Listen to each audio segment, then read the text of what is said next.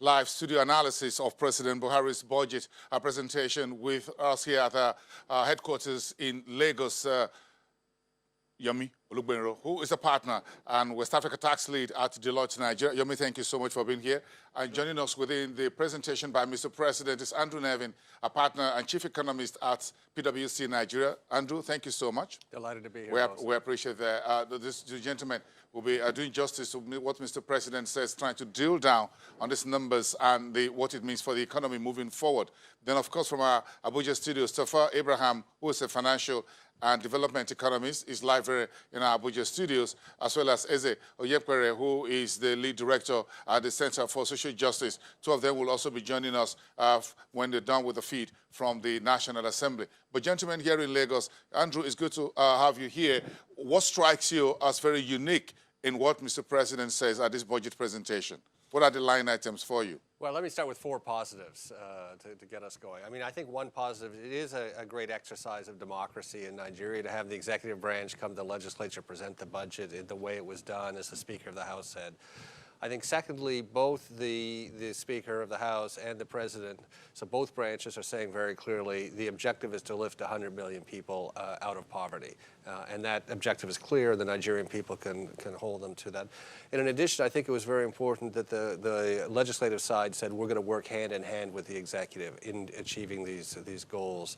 And I think the fourth positive that I took away today is that the budget was presented in October, so we can get back to having the budget ready before 2020. So I think those are the positives I took away today. I can almost predict what Yomi Olugbenro must have noted down when it comes to tax. And this is going already, put a bit of it out on Twitter, and folks are saying, look, this looks like great news if the threshold of 25 million naira is set for companies when it comes to the new VAT. No, absolutely. So I'm actually delighted at the fact that this budget presentation is very heavy on the revenue side. For a number of the years in the past, we have numbers reeled out in terms of what the capital proposal will be, what the recurrent estimate will be, and we spend just a little less of a time for focus on how to finance it. So a whole lot of positives for me, one being the fact that a lot more attention was paid to how the revenue is going to be derived. The highlight of this presentation for me, it's actually the reintroduction of the finance bill. We last had this during the military era. Now, the appropriation bill is coming together with the finance bill to give legal backing to the increment of the VAT from 5 to 7.5. And I'm delighted to know that a number of the issues that many of us have raised regarding what needs to go together with the VAT increase have now been introduced, and I'm hoping it's going to be passed. So registration threshold is now been introduced so that the very small and micro businesses can be shielded from some of the impact.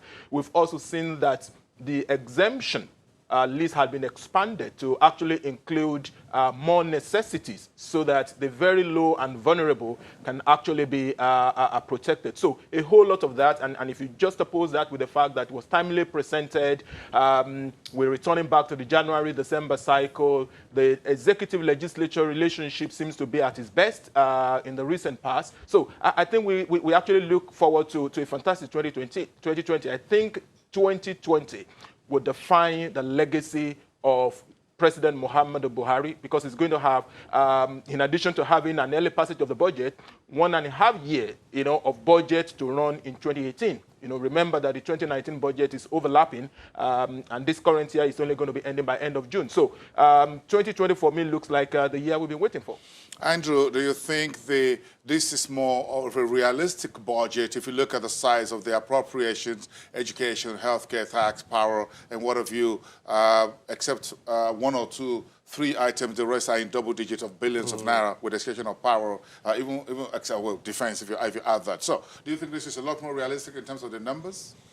Well, I've said some positive things. Let me say some challenges that we come up. We put these numbers up. If you take the health and the education number together, it's 100 billion naira. Now, if my math is correct, that's 500 naira per person in Nigeria.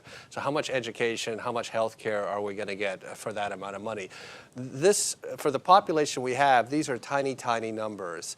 And I think that Where what we don't see in this budget is what the speaker said at the end. He said it's a time for bold action. So we've said for years we need to grow 6 to 8% a year to make any difference to poverty, make any difference to unemployment.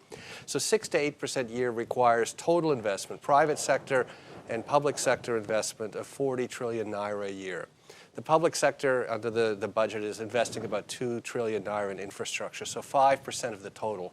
So the question is not what the government's investing, it's is it creating the conditions for the other 38 trillion naira to be invested? And so far for the past number of years that hasn't been the case, so we've only grown 2%, 1.9%.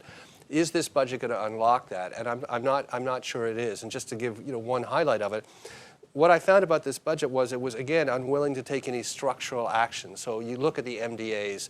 We have too many MDAs. They create complexity. They create cost for the private sector investment. So the private sector investment doesn't come.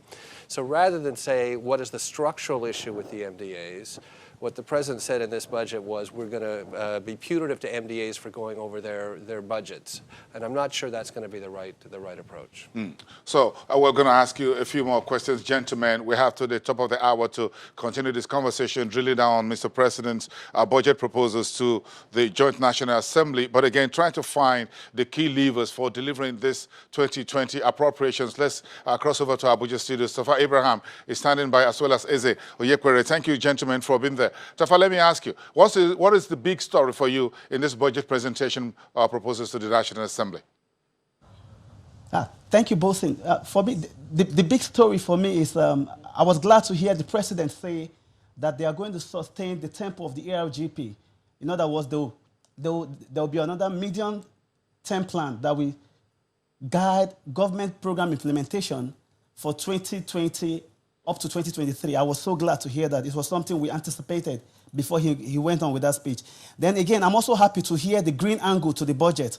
I was happy to hear when the president mentioned about the Sukuk funding, the green bond funding, and the diaspora bond. The green bond is a climate change finance option, and it's good to know that in this context of sustainable development goals up to 2030, that the part of government finances will be coming from green bonds, which is the green angle perspective. I'm also happy to see that the top 6 sectors, which is works and housing, power, transportation, UBE, defense, and zonal intervention, are also reflected in the ARGP. And I'd just like to quickly add a quick one to, I think it was Andrew from the Lagos studio that made mention. It's true that when you add the education and health, you get about 100 billion. But again, remember that UBE is part of education. So, and the UBE had an allocation of 123 billion. So if you throw in 123 billion to what Andrew, I think, from Lagos, made about adding it to health and education, you see that even at that, there's a lot of plans in this budget to carry, to curb the incidence of out-of-school children, bring inclusive growth for excluded groups. So I think, for me, the big angle generally is the inclusive angle to the budget. And lastly, Boston, if you will spare me, in the past, we are used to see the budget just have a central theme, budget for this, budget for consolidation. But this time around, if you notice, the president has 3 sub-themes for the budget to signify that this budget will be one that will be dynamic in terms of implementation. What we are just waiting for now is to see how we go back to the January 1st to December 31st budget calendar, and that will be powerful. Okay, I'm going to ask Eze. Thank you, Tafa. But let me ask Eze about these four broad structures of the budget that Mr. President talked about, drilling down on a social investment program to deepen the impact on Nigerian people, fiscal consolidation, infrastructure investment, and incentivizing the private sector to support the federal government. And that's what Andrew Nevi spoke about. How do we get the private sector here to support this government? Because whichever way you look at it, this money is not enough for 200 million people.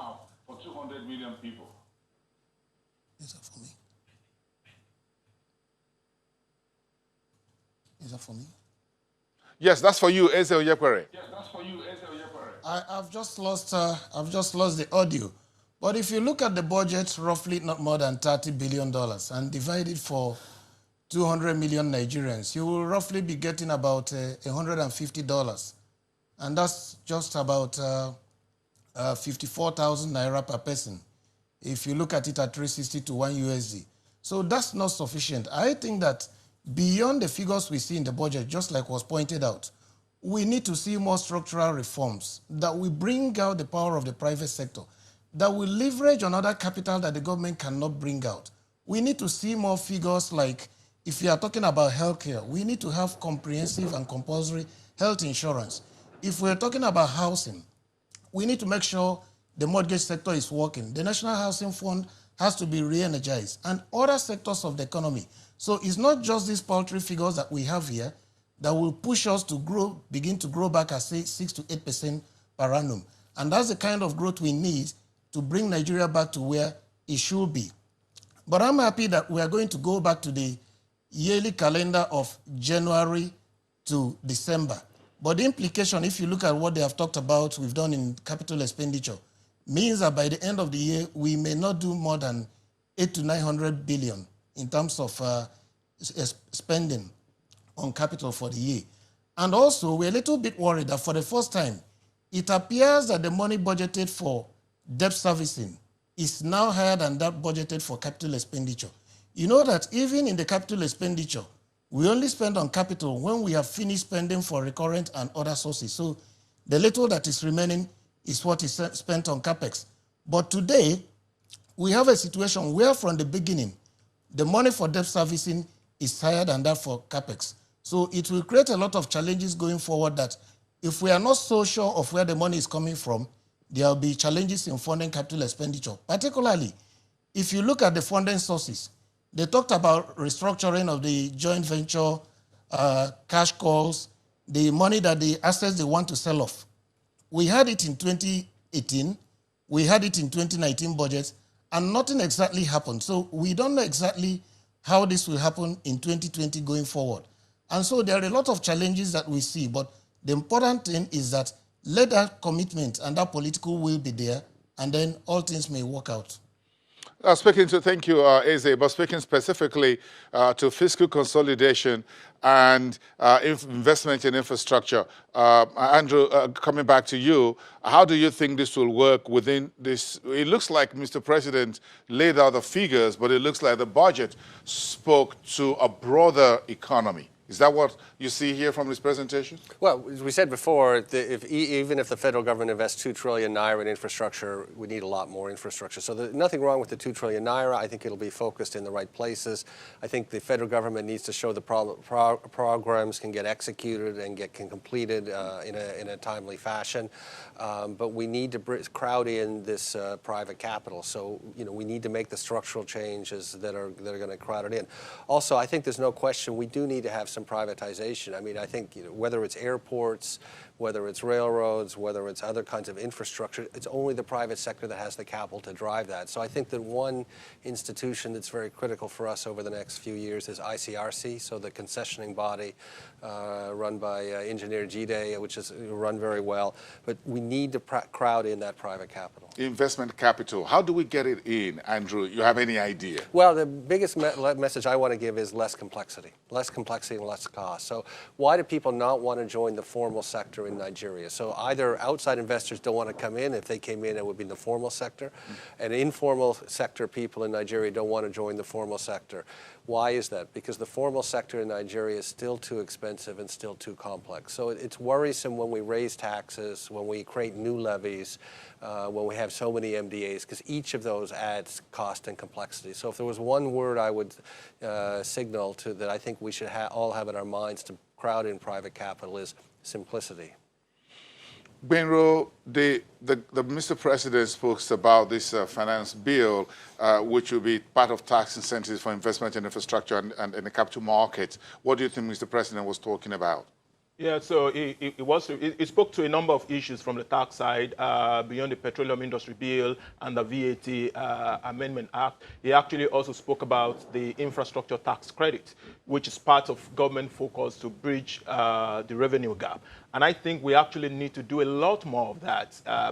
We just need to come to a term with the fact that we're not able to, at the current pace of things, we're not able to generate revenue from government-only sources to be able to defray the cost of governance or to deliver the infrastructure. So what government is doing is to say, how can we put incentive on the table and bring in private capital to be able to assist, in delivering all of these projects. So the president did mention that he's approved, I think, about 19, if I pick the number correctly from the budget speech, for roads and bridges and all of that, and the first set of tax credit is already been processed. So we need to have a lot more of that and ensure that the enabling environment demonstrates our appetite and hunger and desire to bring in private capital, which seems sometimes to run as though we're comfortable, we have all of the money, and we don't care if investors, whether foreign or local, participate in running this economy. We need to show a lot more willingness and openness to make the environment completely very easy. Let's eliminate all of the tensions that come from the aggression of the revenue agencies and all of that. There must be some collaboration with what government is doing on the fiscal side to ensure that we continue to drive this economy forward. Andrew, where is the monetary side in this entire discussion? Well, I think that sometimes too much attention is paid to the monetary side. I mean, the central bank here runs very well. It's very technical. It knows what it's doing. But it's a little bit like the analogy I would use is the central bank governor and his team are the race car driver. But if they're driving a car from the 1950s, they're not competitive in the race. It's up to the legislature and the executive arm to build the race car. And then I have no doubt that the structures we have, central bank structures, can drive the race car just fine. But whether or not the MPC raises rates 0.5% or lowers than 0.5% is not going to fix our problems. Let's get back to Abuja Studios and ask Eze Oyepere, who is the lead director at the Center for Social Justice. Mr. President says there will be all the MDAs are asked not to include new projects in the 2020 budget, only the ones that are existing, fix them. And some folks have said already on social media, on Twitter, and says we could run a maintenance budget for the next few years and we'll be good. Get done with what we have. Don't start new projects. Do you think this will resolve some of the problem we have with budget padding and things like that because there are new projects for anyone to put money on? What's your take? In the past, we've even canvassed for what is called a project implementation and continuity at PICA, in the sense that until you finish the projects you have, in fact, the money available now cannot even finish the projects that are existing in the next 2 to 3 years. So why introduce new projects? What we've had has led to project abandonment. It led to a situation where there will be 1,000 projects, say 1,000 road projects in the budget, but the money available can only do maybe 50 to 60. So why don't we have a scenario where we concentrate on the first 50, 60, finish them, and then before starting new ones? One of my friends had likened it to a situation where somebody had 10 plots of land, but he has only money that can finish constructing a duplex each on 2 of them. Instead of finishing constructing the duplex, maybe leaving one and let one out, he starts a foundation on the 10 and gets stuck at the DPC level. He doesn't have a house completed and nothing is done and he has no money to continue. So that's the kind of thing we are doing in Nigeria. But I'm afraid also for the budget, because if you look at the indicators, in 2019 we are told us at the half year we only realized 58% of the projected revenue, meaning that we had a negative variance of 42%. And that has been the variance in previous years as well. So if we continue budgeting like this, where the forecasts are not necessarily based on empirical evidence, simply that we want to collect more money, at the end of the day, we have 30, 40, 50% variance. There is no way we can implement this budget. So that's why I'm also a little bit happy that the president has said that we need to review our tech from the production sharing agreements with international oil companies. But if you look at the law enabling us to do that, it did not say we have to amend the existing law.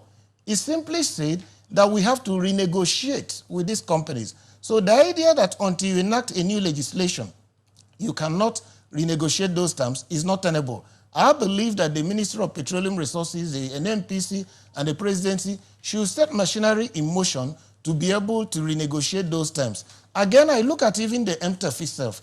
He made projection for the realization of 200 billion naira from stamp duties. Now, these stamp duties, they've been collecting it for the past 5, 6, 7 years. Many of us have sent FYI requests to say, where is this money going? And they've been telling us stories and fables. Suddenly, you have simply 200 billion naira for 2020. What has happened to the money that they've been collecting in previous years? Where is the money? They need to account for it. They need to tell Nigerians where it is. And I'm also insisting that 200 billion from the volume of stamp duties we do every day, even in my little organization, I know how much we do in a year, cannot be a realistic estimate. We need to collect not less than 1 trillion naira from stamp duties. So that particular revenue source is grossly underrated and undervalued. So I believe that if the leakages are plugged, in terms of even the kind of income that comes to some of these state-owned companies, government agencies, you know, profits that they make that they are not properly remitting to Treasury, that we have a lot more money to be able to implement the budget. I'm interested, thank you, Eze, but I'm interested in the ERGP and the new National Development Plan that Mr. President talked about. So I'm going to get this conversation back here. We'll get back to you, Tafra in Abuja in a bit, but let me ask Yomi Olugbenro of Deloitte here. When we talk about National Development Plan, it looks like Mr. President is alluding to the fact that ERGP is going to be rested, is getting to the end of his tenure. It looks like it hasn't bite as much as Mr. President perhaps would want. So he thinks he wants more of a medium to long-term development plan in place. Do you think this is the way to go? No, absolutely the right way to go. So you remember that ERGP was an intervention development plan on This the was back of the 2015, recession. 2016. Exactly. So we went into recession 2015, 2016, and we needed to have a recovery and growth plan. And ERGP came in as a medium rolling plan. So now that we're getting out of this current administration, by the time this current administration is completely over, I think what the country needs, it's more of a medium to long-term plan where we could return back to, the type of the first national development plan that we had in the country, so that successive administration can build on, what each prior administration did. So I'm delighted to hear that from the president. Andrew, what's your take on the ERGP and what Mr. President hinted about, that the Ministry of Finance, Budget and National Planning would have to come up with another national development plan? No, I think we need that. I guess what I would like to say, along with what I've been saying in this program, is ERGP was 200 pages. Again, it had a high level of complexity, many new intervention programs. And we've been saying for some time, look, development's going to happen at the state and zonal level.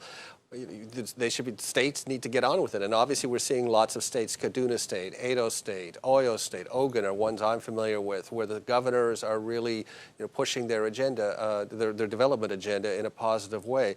So I think this next plan, and the Vice President, very interesting, I had not heard this out of the federal government, but it was reported maybe yesterday, the Vice President came out and said the states need to have more responsibility for the development. So I would like to see a plan come out in the next round that's simpler and makes it clear to the governors that actually a lot of the responsibility needs to reside with the states. Now, of course, if they have the responsibility, we also need to think through what powers the states have versus which are restricted items for the federal government. And again, if reported accurately, His Excellency, the Vice President, said that the other day. Yeah, Mr. President says the states will get more of the VAT, so they should invest more in education, in healthcare and all of that. So let's put this to Abraham in Abuja. What more would you like to see from the subnationals when you talk about the states?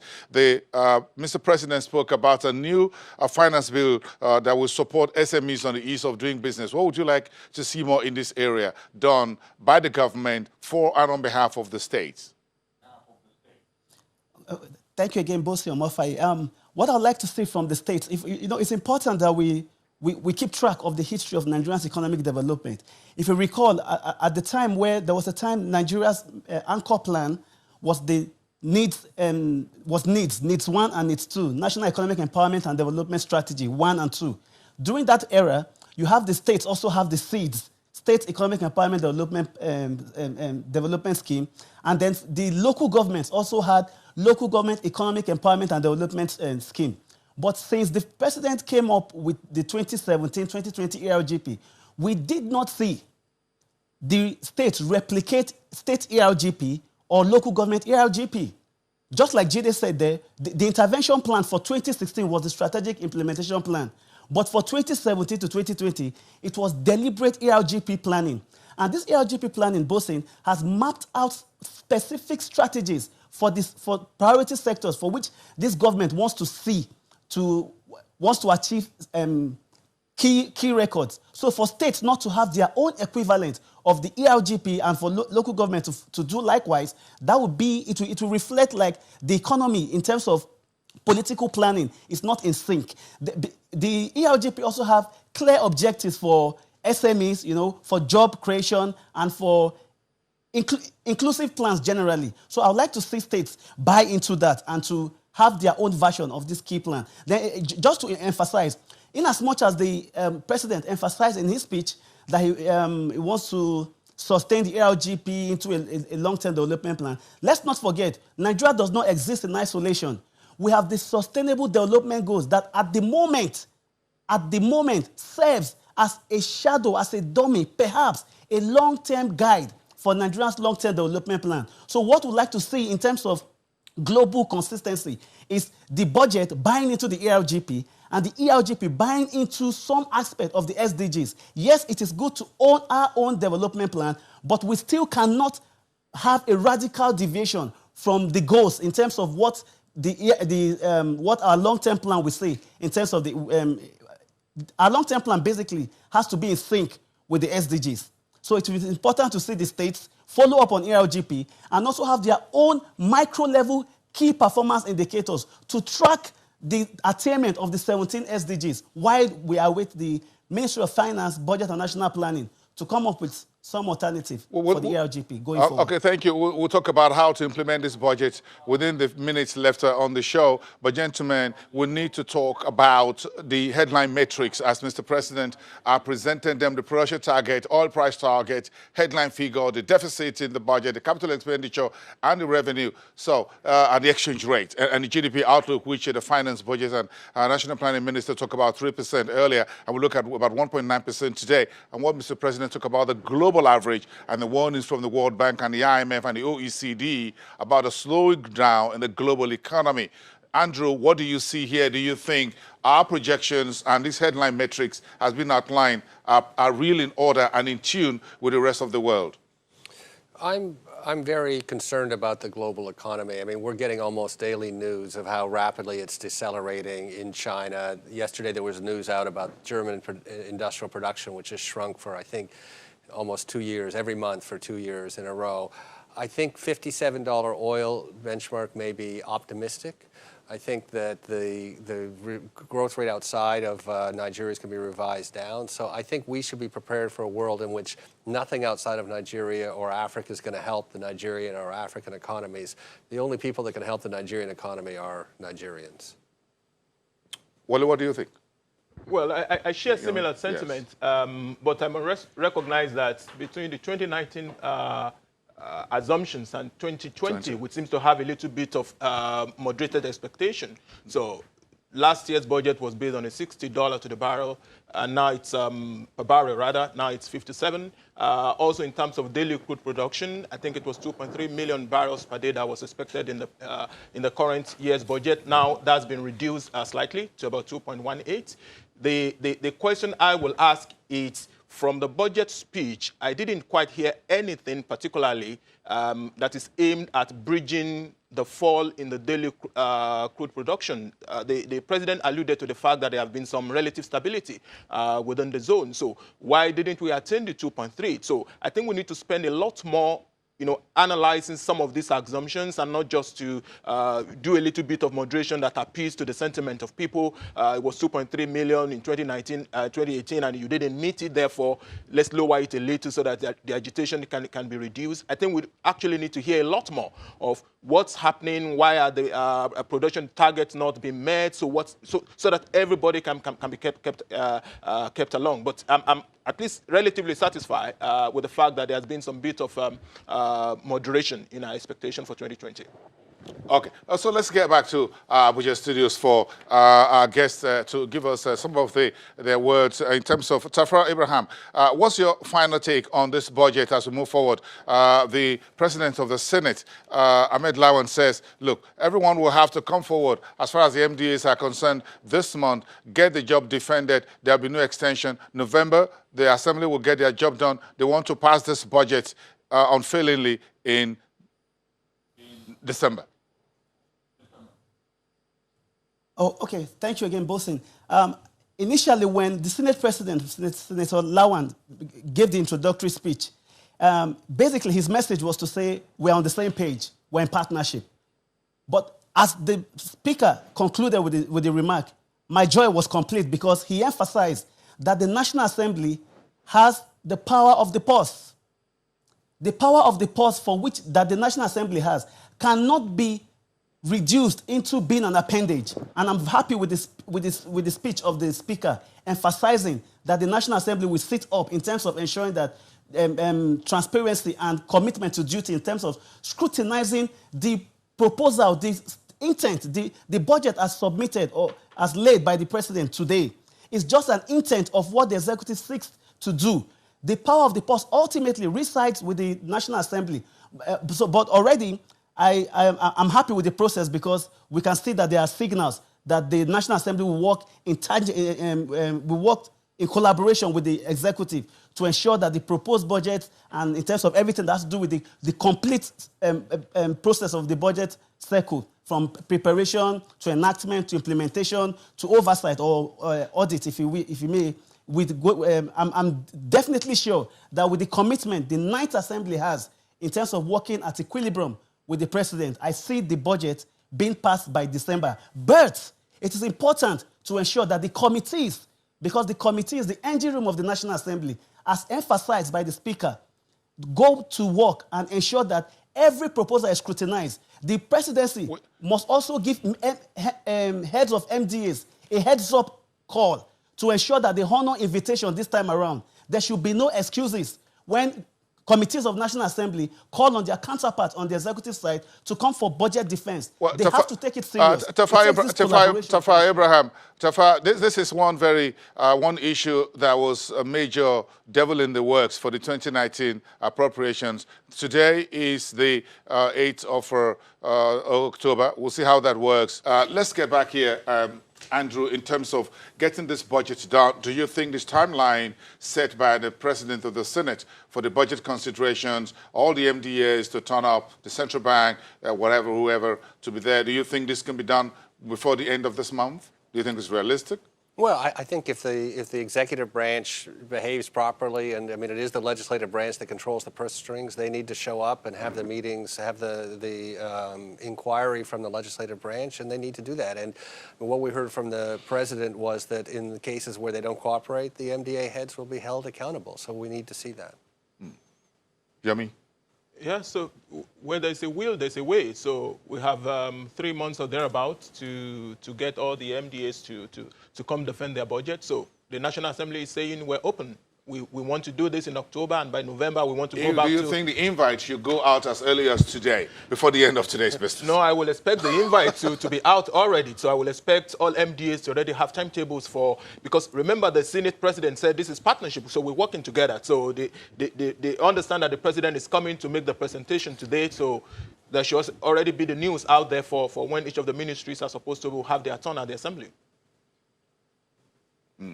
Okay, I think we need to wrap up with our Abuja studios. Eze Onyekpere, you have the final 1 minute of your commenting to this budget conversation. Well, the important thing is this budget is not just the figures that you have, it's the political will to implement it.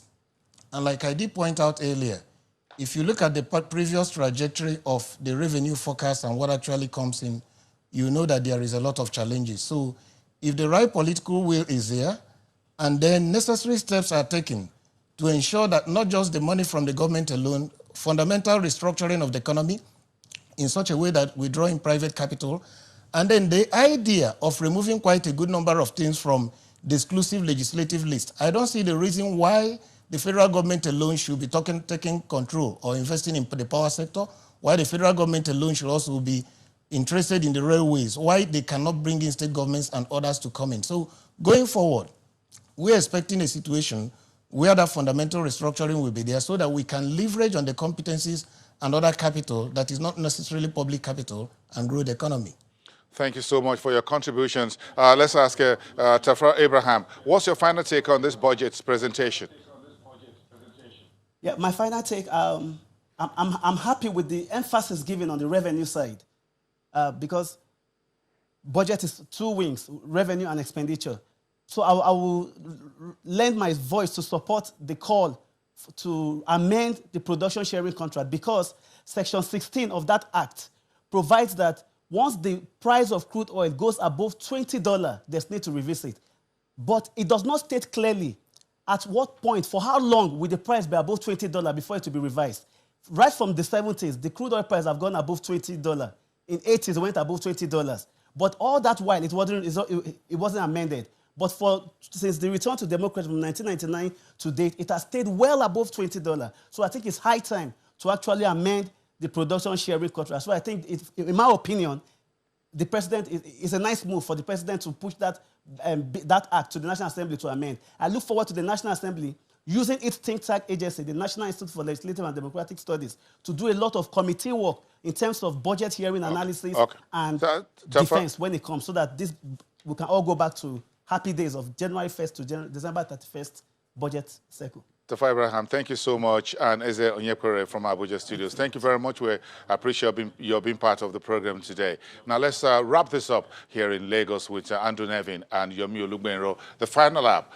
Andrew, what should Nigerians expect or prepare for in the year 2020 with this budget? Well, I think it was widely reported today that yesterday at the National Economic Summit Group Summit in Abuja, that the Emir of Kano and Mr. Dangote came out and said, we're running out of time. We need to make structural changes. So I think that the budget is presented, the messages that were presented, the cooperation between the legislative and the executive branch are all very positive.